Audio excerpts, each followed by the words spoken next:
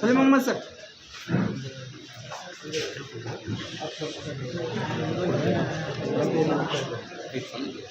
Light ಬೇಕಂದ್ರೆ ಬಂತ ಗುದ್ದಾಡ್ ತೆಗೆದ್ರಿ ನಾನು ಬಂದ್ ಮಾಡ್ತೇನಪ್ಪ ಲೈಟ್ ಹಚ್ಚು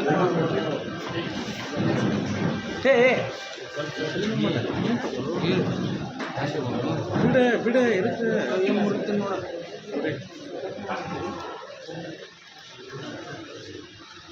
ಬಾ ಡಂಗರ ಕೊಳ್ಳಿ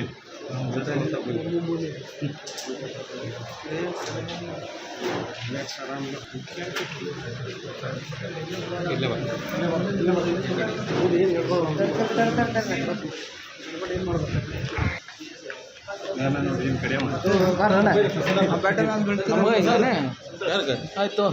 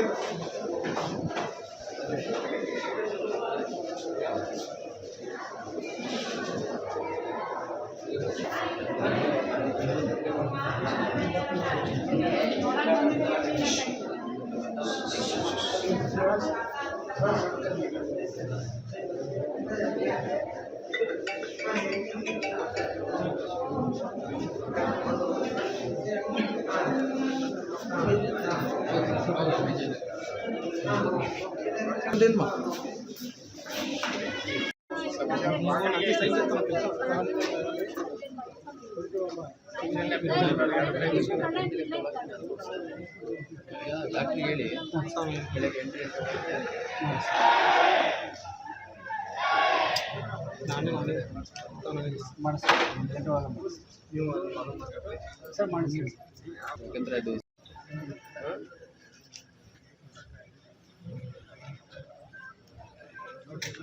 ನಮ್ಗೆ ಹಾಕೋದ್ರ ಬನ್ನಿ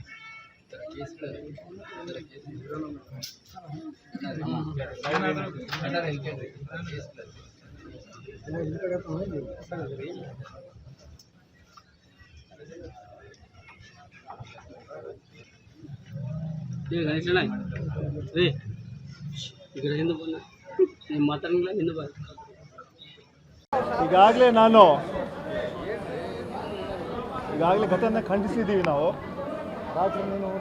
ಈಗ ತಾನೇ ಕಮಿಷನರ್ ಆಗಿ ನಾನು ಮಾತಾಡಿದೆ.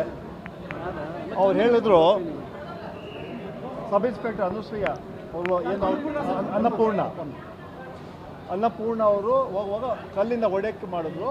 So in self defence she has fired ಅಂತ ಹೇಳೋ ಮಾತನ್ನು ಕಮಿಷನರ್ ಹೇಳಿದ್ದಾರೆ. ಈಗಾಗಲೇ ಅವ್ರನ್ನೆಲ್ಲ ಭೇಟಿ ಮಾಡಿ ನಾವು ಕಾನ್ಸ್ಟೇಬಲ್ ಮತ್ತು ನಮ್ಮ ಅನ್ನಪೂರ್ಣವನ್ನು ಕೂಡ ಭೇಟಿ ಮಾಡಿ ಬಂದಿದ್ದೀವಿ. ಈ ಘಟನೆ ಬಗ್ಗೆ ಆಗಲೇ ನಾನು ಫೋನ್ ಮಾಡಿದೆ, ಮುಖ್ಯಮಂತ್ರಿಗಳು ಸಿಗಲಿಲ್ಲ, ಇವತ್ತು ಎಲ್ಲ ಮಾತನ್ನು ಅವ್ರು ಕೂಡ ಹೇಳ್ತೀನಿ. ಒಟ್ಟಾರೆ ಈ ಘಟನೆ ತಲೆ ತಗ್ಸೋಂಥ ಕೆಲಸ ಆಗಿದೆ. ಒಬ್ಬ ಬೇರೆ ರಾಜ್ಯದ ಒಬ್ಬ ಯುವಕ ಇಲ್ಲಿ ಮರ್ಡರ್ ಮಾಡಿದ್ದು ಒಂದು ದುರ್ದೈವ. ಆದರೆ ನಮ್ಮ ಅಧಿಕಾರಿಗಳು ಮಧ್ಯಾಹ್ನದಿಂದ ಕೂಡ ಇದ್ರ ಬಗ್ಗೆ ಸಾಕಷ್ಟು ಅದರ ಹಿನ್ನೆಲೆ ಇದ್ದರು. ಅವರು ಕೂಡ ನಾನು ನಮ್ಮ ಪೊಲೀಸ್ ಅಧಿಕಾರಿಗಳಿಗೆ ನಾನು ಅಭಿನಂದನೆಗಳನ್ನು ಸಲ್ಲಿಸ್ತೇನೆ. ಯಾಕಂದರೆ ಅಷ್ಟು ಸೀರಿಯಸ್ನೆಸ್ ಆಗಿ ಇಮಿಡಿಯೇಟ್ಲಿ ಅವ್ರನ್ನ ಹಿಡಿಯೋಕ್ಕೆ ಪ್ರಯತ್ನ ಮಾಡಿದ್ರು. ಅವರು ಅಂತಿಮವಾಗಿ ಇದು ಸೆಲ್ಫ್ ಡಿಫೆನ್ಸ್ ಎಂಬ ಫೈರ್ ಮಾಡಿದ್ದಾರೆ. ಆ ಶೂಟಿಂಗಲ್ಲಿ ಅವರು ಸರ್ಕಾರ ಇಲ್ಲ, ಎಲ್ಲರಿಗೂ ಅದೇ ರೀತಿ ಹೇಳೋಕ್ಕಾಗೋದಿಲ್ಲ. ಯಾರು ತಪ್ಪು ಮಾಡ್ತಾರೆ ಅವ್ರಿಗೆ ನಿರ್ದಾಕ್ಷಿಣ್ಯವಾಗಿ ಕ್ರಮ ತಗೊಳ್ಳೋಕ್ಕೆ ಈಗಾಗಲೇ ಪೊಲೀಸ್ ಡಿಪಾರ್ಟ್ಮೆಂಟ್ ನಾವು ಹೇಳಿದ್ದೀವಿ. ಕಾನೂನು ಸುವ್ಯವಸ್ಥೆ ಯಾರು ಅದನ್ನು ಅದ್ರ ವಿರುದ್ಧ ಹೋಗ್ತಾರೆ ಅವ್ರಿಗೆ ಯಾವ ಕಾರಣಕ್ಕೂ ನಾವು ಬಿಡೋದು. ಎಷ್ಟೇ ದೊಡ್ಡ ವ್ಯಕ್ತಿ ಇದೆ ನಾವು ಅವ್ರಿಗೆ ಕಾನೂನು ಪ್ರಕಾರ ಆ್ಯಕ್ಷನ್ ತೊಗೊಳ್ತೀವಿ. ಸರ್ ಇಒ ಮತ್ತು ಪ್ರಸಾದ್ ಅಭಯ್ ಅವರು ಕೂಡ ಅನೌನ್ಸ್ ಮಾಡಿ ಸರ್ಕಾರದಿಂದ 10 ಲಕ್ಷ ರೂಪಾಯಿ ಏನು ಪರಿಹಾರವನ್ನು ಅವ್ರಿಗೆ ಕೊಡುವಂತಹ ಘೋಷಣೆ ಮಾಡಿ ಅಂತ ಈಗಾಗಲೇ ಮುಖ್ಯಮಂತ್ರಿ ಹೇಳಿದ್ದಾರೆ. ಅದರ ಪರವಾಗಿ 10 ಲಕ್ಷ ರೂಪಾಯಿ ಪರಿಹಾರವನ್ನು ಕೊಡ್ತಾ ಇದ್ದೀವಿ. ರಾಜ್ಯ ಸರ್ಕಾರದಿಂದ ಮುಖ್ಯಮಂತ್ರಿಗಳೇ ಘೋಷಣೆ ಮಾಡ್ತಾರೆ. ಮುಖ್ಯಮಂತ್ರಿಗಳು ಅನೌನ್ಸ್ ಮಾಡ್ಲಿಕ್ಕೆ ಹೇಳಿದ್ರು 10 ಲಕ್ಷ ರೂಪಾಯಿ ಕೊಡ್ತೀವಿ ನಾವು ಅವ್ರಿಗೆ, ಸರ್ಕಾರಕ್ಕೆ ಕೊಡ್ತೀವಿ. ಸಿಎಂ ಅವ್ರ ಫಂಡ್ ಅಥವಾ ಏನು ವಿಶೇಷ ಪ್ರಕರಣ ಪರಿಗಣಿಸಿರಿ ಯಾವ ಫಂಡಿಂದ ಕೊಡ್ತೀವಿ? ಅಲ್ಲಲ್ಲ, ಅದು ಬಿಡಿ, ಅದು CM ಈಗಾಗಲೇ ನೀವು ಅನೌನ್ಸ್ ಮಾಡಿ ಸರ್ಕಾರದಿಂದ 10 ಲಕ್ಷ ರೂಪಾಯಿ ಫ್ಯಾಮಿಲಿ ಮೆಂಬರ್ಸ್ ನಾವು ಕೊಡ್ತೀವಿ ಅಂತ ಈಗಾಗಲೇ ಅವರು ಇನ್ಫಾರ್ಮ್ ಮಾಡಿದ್ದಾರೆ. ಅದು ತಮ್ಮ ಮೂಲಕ ನಾವು ಮುಖ್ಯಮಂತ್ರಿಗಳ ಏನು ಹೇಳಿಕೆಗೆ ನಾವು ಇದನ್ನು ಹೇಳಿದ್ದೀವಿ. ಇವತ್ತು 4.5 ವರ್ಷದ ಒಂದು ಮಗು, ಆ ಮಗುವಿನ ಮೇಲೆ ಆಕೆಯನ್ನು ಎತ್ತಿಕೊಂಡು ಹೋಗಿ ನಿರ್ಜನ ಪ್ರದೇಶದಲ್ಲಿ ಅತ್ಯಾಚಾರ ಮಾಡೋ ಪ್ರಯತ್ನ ಮಾಡಿ ಹತ್ಯೆ ಆಗಿರುವಂಥದ್ದು ನಾಗರಿಕ ಸಮಾಜ ತಲೆ ತಗ್ಗಿಸುವಂತಾಗಿದೆ. It is a very big shock. ನನಗೂ ಭಾಳ ಅಸ್ವಸ್ಥತೆ ಉಂಟಾಯಿತು. ಯಾಕಂದರೆ ನಾನು ಮೊನ್ನೆ ಲಕ್ನೋದಿಂದ ಆಯಾ ಬೆಂಗಳೂರು ಬರ್ತಿರ್ಬೇಕಾದ್ರೆ ನನ್ನ ಮಗಳು 3 ವರ್ಷ, ಅವಳು ನನ್ನ ಜೊತೆಗೆ ಆಟ ಆಡ್ತಾಯಿದ್ಲು. ಆವಾಗ ನಮಗೆ ಅರ್ಜೆಂಟಾಗಿ ವಾಪಸ್ ಬರೋದಿತ್ತು, ಬೇಗ ಬಿಟ್ಟು ಬರಲಿಕ್ಕಾಗಿಲ್ಲ. ಈ ರೀತಿಯ ಒಂದು ಕುಟುಂಬ ವ್ಯವಸ್ಥೆಯಲ್ಲಿ ಮಕ್ಕಳ ಬಗ್ಗೆ ಈ ಪ್ರೀತಿ, ಈ ಕಾಳಜಿ ಎಲ್ಲ ಇರುವಂತಹದ್ದು ಸಹಜ. ಅಂಥದ್ದು ಅವ್ರ ತಂದೆ ತಾಯಿಗೆ 2 ಮಕ್ಕಳು, ಅದರಲ್ಲಿ ಒಂದು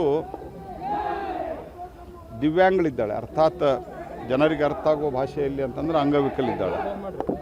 ಇನ್ನೊಂದು ಮಗು ಇದ್ದಿದ್ದೇ ಇದು ಚೆನ್ನಾಗಿರೋದು, ಇದು ಎನ್ಕೌಂಟರ್ ಇದ್ರ ಮೇಲೆ ಅತ್ಯಾಚಾರ ಆಗ್ತದೆ, ಅದನ್ನು ಕೊಂದು ಹಾಕ್ತಾರೆ.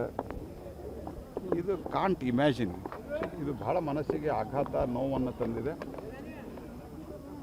ಪೊಲೀಸರು ಆರೋಪಿಯನ್ನು ಅರೆಸ್ಟ್ ಮಾಡಿದ್ದಾರೆ. ಅಂದರೆ ಅಲ್ಲಿದ್ದಂಥವ್ರ ಹಿಡ್ಕೊಂಬಂದು ಪೊಲೀಸರಿಗೆ ಒಪ್ಪಿಸಿದ್ದಾರೆ. ಆನಂತರ ಎನ್ಕ್ವೈರಿಗೆ ಕರ್ಕೊಂಡು ಹೋಗುವಂಥ ಸಂದರ್ಭದಲ್ಲಿ ಆತ ಓಡಿ ಹೋಗೋ ಪ್ರಯತ್ನ ಮಾಡಿದ, ಪೊಲೀಸರ ಮೇಲೆ ಹಲ್ಲೆ ಮಾಡಿ ಅಂಥೇಳಿ ಒಂದು ಎನ್ಕೌಂಟರ್ ಆಗಿದೆ ಅಂತ ಪೊಲೀಸ್ ಕಮಿಷನರ್ ನಂಗೆ ರಿಪೋರ್ಟ್ ಕೊಟ್ಟಿದ್ದಾರೆ. ಆ ತಂದೆ ತಾಯಿ ಇಬ್ಬರು ಕೆಲಸಕ್ಕೆ ಹೋಗ್ತಾರೆ. ಒಂದು ಮಗು ಮನೆಯಲ್ಲಿ ದಿವ್ಯಾಂಗ ಇರುವಂಥ ಸಂದರ್ಭದಲ್ಲಿ ಸರ್ಕಾರ ಅತ್ಯುಚ್ಚ ಪರಿಹಾರ ಕೊಡಬೇಕು. ಮತ್ತು ಅವನು ಡ್ರಗ್ಸ್ ಇನ್ಫ್ಲೂಯೆನ್ಸ್ದಲ್ಲಿದ್ದ ಅಂತ ಎಲ್ಲರೂ ಮಾತನಾಡ್ತಾ ಇದ್ದಾರೆ. ಇದರ ಬಗ್ಗೆ ನಾವು ಹಿಂದನೂ ಹೇಳಿದ್ವಿ, ಯಾವುದೇ ಕಾರಣಕ್ಕೆ ಈ ಡ್ರಗ್ ಮೆನೇಜ್ ಏನಿದೆ ವಿಪರೀತ ಹಾವಳಿಯಾಗಿದೆ. ಭಾಳ ಕಡೆ ಇದು ಸಮಸ್ಯೆ ಇದೆ. ಕರ್ನಾಟಕ ರಾಜ್ಯಾದ್ಯಂತದೇ ಹುಬ್ಬಳ್ಳಿ ಧಾರವಾಡದಲ್ಲಿಯೂ ಇದೆ. ಇದನ್ನು ಕಟ್ಟುನಿಟ್ಟಿನ ಕ್ರಮ ತೆಗೆದುಕೊಡ್ರಿ, ಒಂದು ಡ್ರೈವ್ ತೆಗೆದುಕೊಡ್ರಿ. ಯಾವುದೇ ರೀತಿಯಾದಂಥ ಇದರಲ್ಲಿ ಕನ್ಸೆಷನ್ ಕೊಡುವಂಥದ್ದು ಆಗಬಾರ್ದು, ಇನ್ಫ್ಲೂಯೆನ್ಸಿಗೆ ಬೀಳಬಾರ್ದು. ಭಾಳ ಕಟ್ಟುನಿಟ್ಟಿನ ಕ್ರಮ ತೆಗೆದುಕೊಳ್ಬೇಕು. ಮತ್ತು ಯಾವುದೇ ಸಣ್ಣ ಪುಟ್ಟ ಅಪರಾಧ ಆದಾಗೂ ಪೊಲೀಸರು ಮುಂಜಾಗ್ರತೆ ಕ್ರಮ ತೆಗೆದುಕೊಂಡು ಕಟ್ಟುನಿಟ್ಟಾಗಿ ವರ್ತಿಸಿದರೆ ಅಪರಾಧಿಗಳಿಗೆ ಭಯ ಇರ್ತದೆ ಅನ್ನೋ ಸಲಹೆಯನ್ನು ನಾನು ಕೊಟ್ಟಿದ್ದೆ. ನಾನು ಹೇಳೋದು, ಸರ್ಕಾರದ ಇಮ್ಮಿಡಿಯೇಟಾಗಿ ಆ ರೀತಿ ನನ್ನ ಜವಾಬ್ದಾರಿ ಜಾಗದಲ್ಲಿದ್ದು ನಾನು ಇಷ್ಟೇ ಹೇಳೋದು, ಡ್ರಗ್ಸ್ ಏನು ನಡೀತಾ ಇದೆ ಮೆನೇಸು, ಅದರಲ್ಲಿ ಸರ್ಕಾರದ ವೈಫಲ್ಯ ಇದೆ. ಆದರೆ ಈ ಘಟನೆಯಲ್ಲಿ ಸರ್ಕಾರದ ವೈಫಲ್ಯ ಅನ್ನೋದಕ್ಕಿಂತ ಡ್ರಗ್ ಮೆನೇಜ್ ಕಮ್ಮಿ ಮಾಡಿದರೆ ಈ ಥರದ ಘಟನೆಗಳು, ಇದು ಡ್ರಗ್ ಕಾರಣದಿಂದ ಆಗಿದೆ. ಇದು ನನ್ನ ಹತ್ತಿರ as on date scientific evidence ಇಲ್ಲ. ಹೇಳೋರು ಎಲ್ಲರೂ ಹೇಳ್ತಾ ಇದ್ದಾರೆ. ವಿಡಿಯೋ ಕ್ಲಿಪ್ಪಿಂಗ್ ನೋಡಿದಂಥವರು, ಆತ ಹೋಗೋ ಸ್ಟೈಲ್ ಅದನ್ನು ನೋಡಿದರೆ ಆತ ಡ್ರಗ್ ಇನ್ಫ್ಲೂಯೆನ್ಸ್ದಲ್ಲಿ ಇದ್ದ ಅಂಥೇಳಿ, ಗಾಂಜಾ ಇನ್ಫ್ಲೂಯೆನ್ಸ್ದಲ್ಲಿ ಇದ್ದ ಅಂಥೇಳಿ ಮಾತನಾಡ್ತಾರೆ. ಈ ಮಾತನಾಡೋದ್ರ ಆಧಾರದ ಮೇಲೆ ಆದರೆ ಓವರಾಲ್ ವಿಪರೀತ ಡ್ರಗ್ಸ್ದ ಹಾವಳಿ ನಮ್ಮ ಹುಬ್ಬಳ್ಳಿ ಧಾರವಾಡದಲ್ಲಿಯೂ ಇದೆ. ಹಾಗಾಗಿ ಇದನ್ನು ಪೊಲೀಸರು, ರಾಜ್ಯ ಸರ್ಕಾರ ಗಂಭೀರವಾಗಿ ಪರಿಗಣಿಸಬೇಕು. ಅಲ್ಲ ನೋಡಿ, ಮೊದಲನೇದಾಗಿ ಆತ ಓಡಿ ಹೋಗ್ಲಿಕ್ಕೆ ಪ್ರಯತ್ನ ಮಾಡಿದ್ದಾನೆ ಅಂತೇನು ಹೇಳಿದ್ದಾರೆ. ಇಷ್ಟೆಲ್ಲ ಅಪರಾಧ ಮಾಡಿದ ನಂತರ ಕನಿಷ್ಠ ಪಕ್ಷ ಕಾನೂನಿನ ಒಂದು ವ್ಯವಸ್ಥೆಗೆ ತಲೆಬಾಗಿ ಆತ ನಡ್ಕೊಳ್ಬೇಕಾಗಿತ್ತು. ಆದರೆ ಅವನು ಹಲ್ಲೆ ಮಾಡಿ ಓಡಿ ಹೋಗಲಿಕ್ಕೆ ಹೊರಟಿದ್ದಾನೆ ಅಂತನ್ನುವಂಥದ್ದು ನನಗೆ ರಿಪೋರ್ಟ್ ಕೊಟ್ಟಿದ್ದಾರೆ. ಆ ರಿಪೋರ್ಟಿನ ಆಧಾರದ ಮೇಲೆ ಪೊಲೀಸರು ಏನು ಮಾಡ್ತಾರೆ, ಎನ್ಕೌಂಟರ್ ಮಾಡಲೇಬೇಕು.